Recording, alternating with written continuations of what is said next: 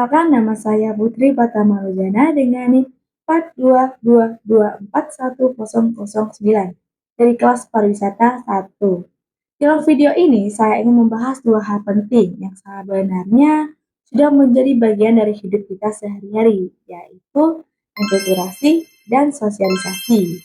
Mungkin istilah ini terdengar formal, tapi sebenarnya proses ini sudah kita jalani sejak kecil, bahkan tanpa kita sadari. Pertama-tama, mari kita bahas tentang enkulturasi. Jadi, enkulturasi adalah proses di mana seseorang belajar dan menyerap budaya di sekitarnya. Proses ini biasanya dimulai sejak seseorang lahir dan berlangsung terus-menerus sepanjang hidupnya. Budaya yang dimaksud bisa meliputi cara berbicara, cara berpakaian, kebiasaan, nilai-nilai hingga adat istiadat. Sebagai contohnya nih ya, saya pribadi tumbuh dalam lingkungan budaya Jawa. Sejak kecil sudah terbiasa mendengar dan menggunakan bahasa Jawa dalam kehidupan sehari-hari. Terutama ketika saya berbicara dengan orang yang tua atau orang yang usianya di atas saya. Dan saya diajarkan untuk selalu berkata sopan, menggunakan kata-kata seperti contohnya, monggo, derekaken, matur nuwun, dan masih banyak lagi. Saya juga terbiasa mengikuti tradisi keluarga seperti selamatan, tahlilan, atau kenduri.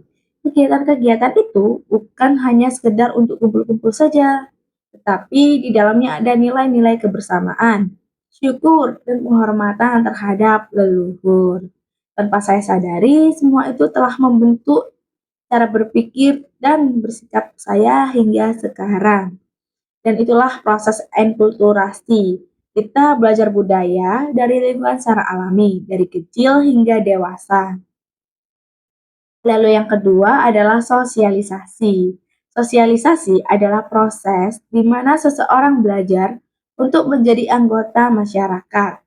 Melalui sosialisasi, kita belajar bagaimana caranya berinteraksi, berkomunikasi, serta menyesuaikan diri dengan nilai dan norma yang berlaku.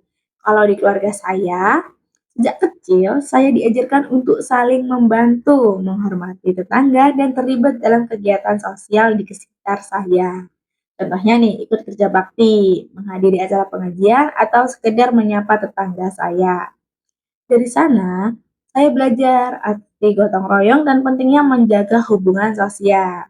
Di kampus pun saya belajar caranya berorganisasi, menghargai perbedaan pendapat, dan bekerja sama dalam kelompok. Semua itu membentuk saya agar bisa menjadi pribadi yang lebih terbuka, toleran, dan peka terhadap lingkungan sekitar. Keduanya, enkulturasi dan sosialisasi bisa dibilang saling berkaitan. Misalnya nih, saya mengenal batik dari keluarga, itu bagian dari enkulturasi. Tapi saya mulai aktif pakai batik dan ngerti maknanya ketika ada lomba di kampus dan ikut kegiatan budaya. Nah, itu sosialisasi. Terus saya juga suka mengunjungi tempat-tempat budaya di Sidoarjo, seperti Museum Tantulat, Candi Pari dan Candi Sumur, atau Lumpur Lapindo.